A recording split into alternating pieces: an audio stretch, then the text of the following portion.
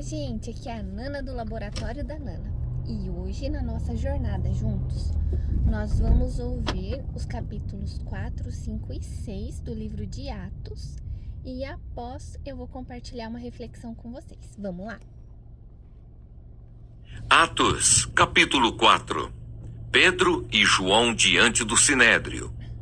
Enquanto Pedro e João ainda falavam ao povo, chegaram os sacerdotes, o capitão do templo e os saduceus, ressentidos porque os apóstolos estavam ensinando o povo e anunciando em Jesus a ressurreição dentre os mortos. Prenderam Pedro e João e os recolheram ao cárcere até o dia seguinte, pois já era tarde. Porém, muitos dos que ouviram a palavra creram, subindo o número desses homens a quase 5.000. No dia seguinte, as autoridades, os anciãos e os escribas se reuniram em Jerusalém com o sumo sacerdote Anás, com Caifás, João, Alexandre e todos os que eram da linhagem do sumo sacerdote. E colocando os apóstolos diante deles, perguntaram: com que poder ou em nome de quem vocês fizeram isso? Então Pedro, cheio do Espírito Santo, lhes disse: autoridades do povo e anciãos, visto que hoje somos interrogados a propósito do benefício feito a um homem enfermo e do modo como ele foi curado, saibam os senhores todos e todo o povo de Israel que em nome de Jesus Cristo, o Nazareno, a quem vocês crucificaram e a quem Deus ressuscitou dentre os mortos, sim, em seu nome é que este está curado na presença de vocês. Este Jesus é a pedra que vocês, os construtores, rejeitaram, mas ele veio a ser a pedra angular. E não há salvação em nenhum outro, porque debaixo do céu não existe nenhum outro nome dado entre os homens, pelo qual importa que sejamos salvos. Ao verem a ousadia de Pedro e João, sabendo que eram homens iletrados e incultos, ficaram admirados e reconheceram que eles haviam estado com Jesus. Vendo que o homem que havia sido curado estava com eles, nada tinham a dizer em contrário. E mandando-os sair do sinédrio, discutiam entre si, dizendo: que faremos com estes homens? Pois todos os moradores de Jerusalém sabem que um sinal notório foi feito por eles, e não o podemos negar. Mas para que não haja maior divulgação entre o povo, vamos ameaçá-los, para não falarem mais neste nome, a quem quer que seja. Chamando-os, ordenaram-lhes que de modo nenhum falassem, nem ensinassem no nome de Jesus. Mas Pedro e João responderam: os senhores mesmos julguem, se é justo diante de Deus ouvirmos antes aos senhores do que a Deus. Pois nós não podemos deixar de falar das coisas que vimos e ouvimos. Depois, ameaçando-os mais ainda, os soltaram, não tendo achado como os castigar, por causa do povo, porque todos glorificavam a Deus pelo que tinha acontecido. Ora, o homem em quem tinha sido operado esse milagre de cura tinha mais de 40 anos de idade. A igreja em oração.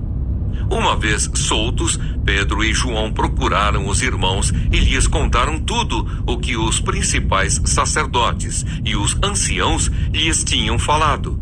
Ouvindo isto, unânimes, levantaram a voz a Deus e disseram: tu, soberano Senhor, fizeste o céu, a terra, o mar e tudo o que neles há.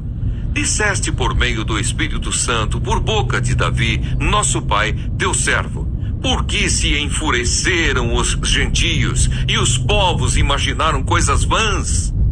Os reis da terra se levantaram e as autoridades se juntaram contra o Senhor e contra o seu ungido, porque de fato nesta cidade Herodes e Pôncio Pilatos, com gentios e gente de Israel, se juntaram contra o teu santo servo Jesus, a quem ungiste, para fazerem tudo o que a tua mão e o teu propósito predeterminaram. Agora, Senhor, olha para as ameaças deles e concede aos teus servos que anunciem a tua palavra com toda a ousadia, enquanto estendes a tua mão para fazer curas, sinais e prodígios por meio do nome do teu santo servo Jesus. Tendo eles orado, tremeu o lugar onde estavam reunidos. Todos ficaram cheios do Espírito Santo e, com ousadia, anunciavam a palavra de Deus. A comunidade cristã.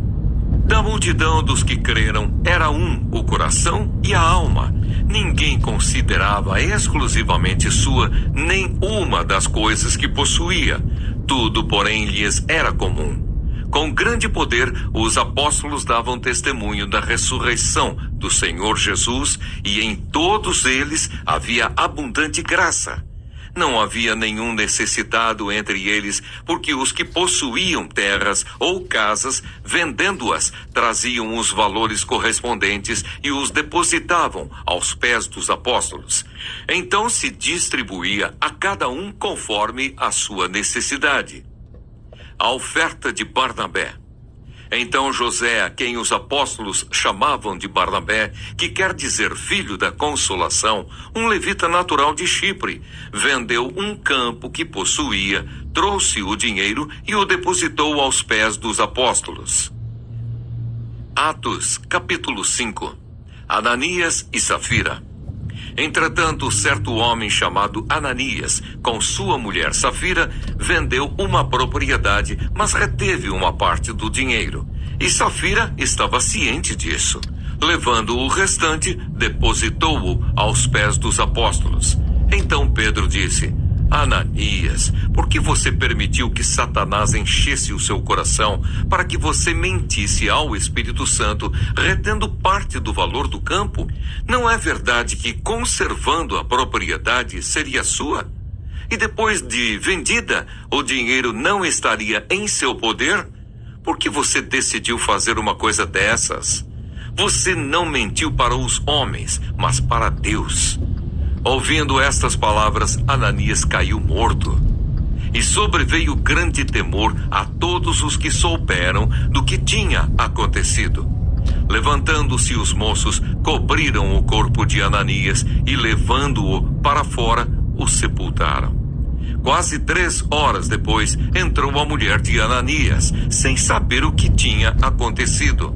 Então Pedro, dirigindo-se a ela, perguntou: Diga-me, foi por este valor que vocês venderam aquela terra?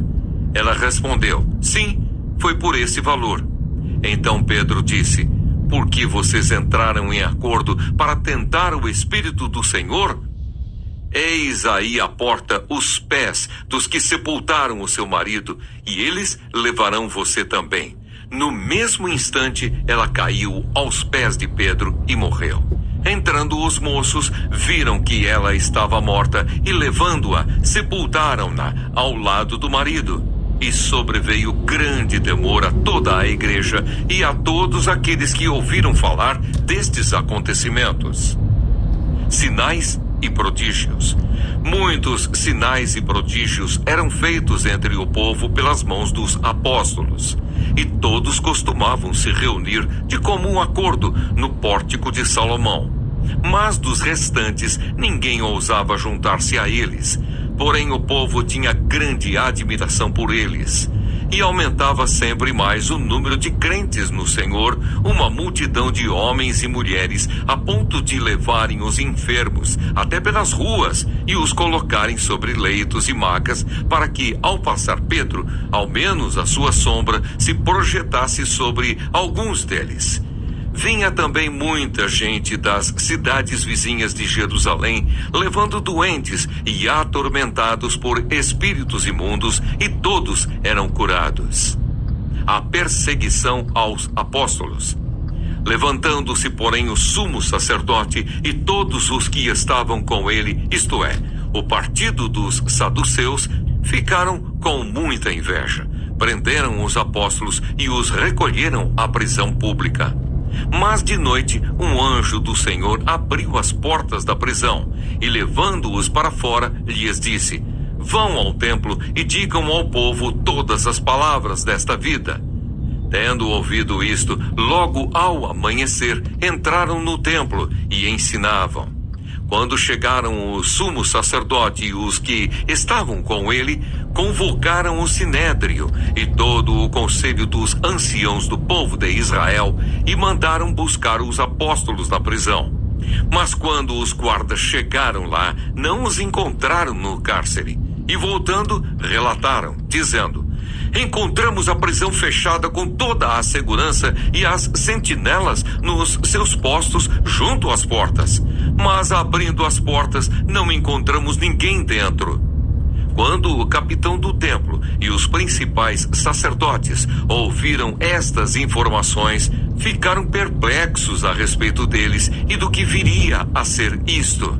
Nesse momento, alguém chegou e lhes comunicou: vejam, os homens que os senhores prenderam estão no templo, ensinando o povo. Então o capitão e os guardas foram e os trouxeram sem violência, porque temiam ser apedrejados pelo povo. Trouxeram os apóstolos, apresentando-os ao sinédrio, e o sumo sacerdote os interrogou, dizendo: não é verdade que ordenamos expressamente que vocês não ensinassem nesse nome? No entanto, vocês encheram Jerusalém com a doutrina de vocês e ainda querem lançar sobre nós o sangue desse homem. Então Pedro e os demais apóstolos afirmaram: é mais importante obedecer a Deus do que aos homens. O Deus de nossos pais ressuscitou Jesus, a quem vocês mataram, pendurando-o no madeiro.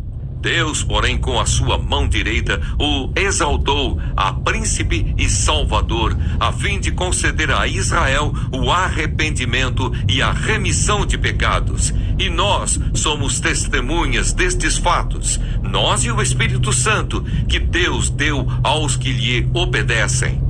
Eles, porém, ouvindo isso, se enfureceram e queriam matá-los. O parecer de Gamaliel. Mas levantando-se no sinédrio um fariseu chamado Gamaliel, mestre da lei, respeitado por todo o povo, mandou que os apóstolos fossem levados para fora por um momento. Então disse ao sinédrio: israelitas, tenham cuidado com o que vão fazer a estes homens, porque algum tempo atrás se levantou Teudas, dizendo ser alguém muito importante, ao qual se juntaram cerca de 400 homens. Mas ele foi morto e todos os que lhe obedeciam se dispersaram e foram reduzidos a nada. Depois desse, levantou-se Judas, o Galileu, nos dias do recenseamento e levou muitos consigo. Também este foi morto e todos os que lhe obedeciam foram dispersos. Neste caso de agora, digo a vocês, não façam nada contra esses homens. Deixem que vão embora, porque se este plano ou esta obra vem de homens, será destruído. Mas se vem de Deus, vocês não poderão destruí-los e correm o risco de estar lutando contra Deus. E os membros do sinédrio concordaram com Gamaliel. Então chamaram os apóstolos e os açoitaram. E ordenando-lhes que não falassem no nome de Jesus, os soltaram. E eles se retiraram do sinédrio muito alegres por terem sido considerados dignos de sofrer afrontas por esse nome. E todos os dias no templo e de casa em casa não cessavam de ensinar e de pregar que Jesus é o Cristo. Atos capítulo 6. A escolha dos 7. Naqueles dias, aumentando o número dos discípulos, houve murmuração dos helenistas contra os hebreus, porque as viúvas deles estavam sendo esquecidas na distribuição diária. Então os 12 convocaram a comunidade dos discípulos e disseram: não é correto que nós abandonemos a palavra de Deus para servir às mesas. Por isso, irmãos, escolham entre vocês 7 homens de boa reputação, cheios do Espírito e de sabedoria, para os encarregarmos desse serviço. Quanto a nós, nos consagraremos à oração e ao ministério da palavra. O parecer agradou a todos. Então elegeram Estevão, homem cheio de fé e do Espírito Santo, Filipe, Prócoro, Nicanor, Timão, Pármenas e Nicolau, prosélito de Antioquia. Apresentaram estes homens aos apóstolos que, orando, lhes impuseram as mãos. A palavra de Deus crescia e em Jerusalém o número dos discípulos aumentava. Também um grande grupo de sacerdotes obedecia à fé. Estevão diante do Sinédrio. Estevão, cheio de graça e de poder, fazia prodígios e grandes sinais entre o povo.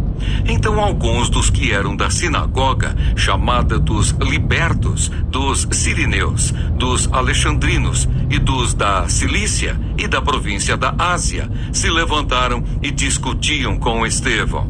Mas eles não podiam resistir à sabedoria e ao espírito, pelo qual ele falava.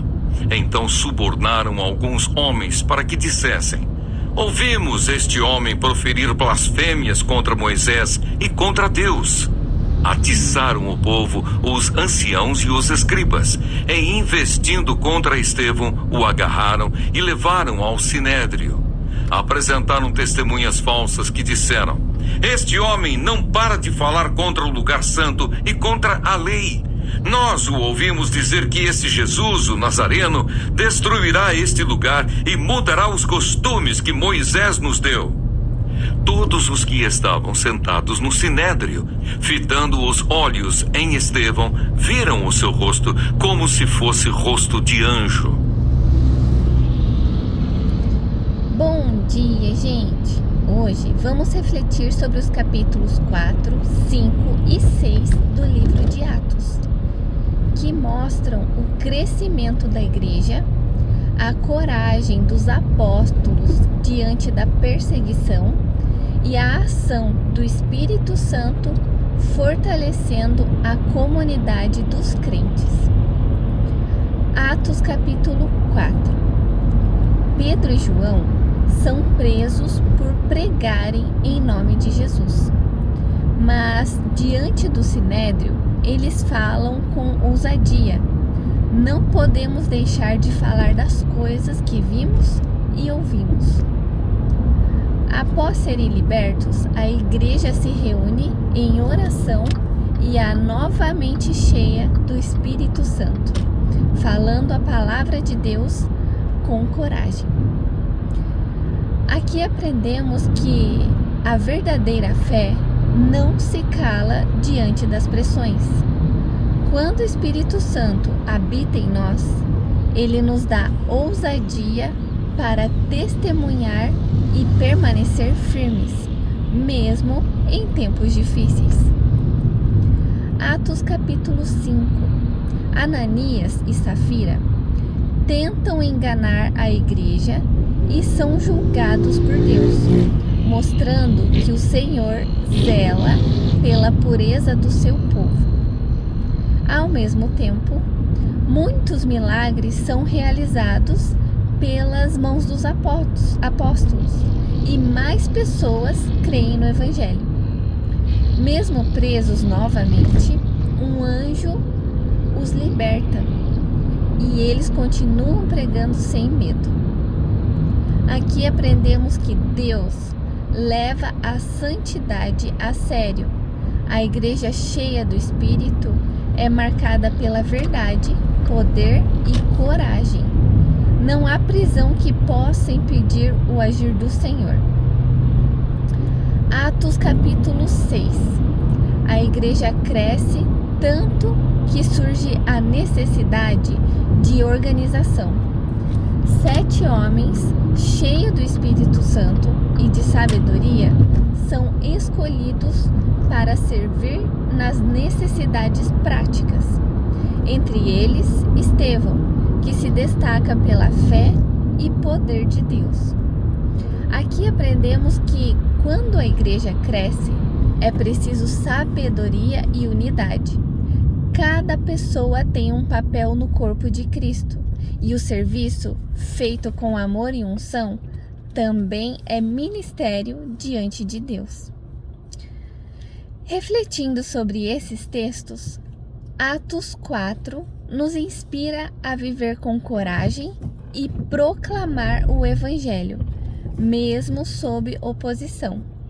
Atos 5 nos lembra que a santidade e a sinceridade são fundamentais na vida cristã. Atos 6 nos ensina sobre a importância da organização do serviço e do agir do Espírito em cada função.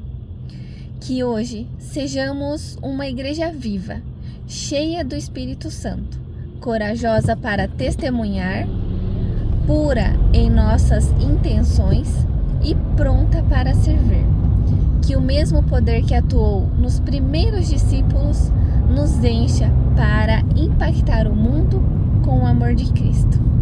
Que vocês tenham um ótimo dia. O vídeo vai ficar disponível no YouTube, então lembre de se inscrever no canal, de curtir o vídeo, de compartilhar. Fiquem com Deus e até a próxima. Tchau!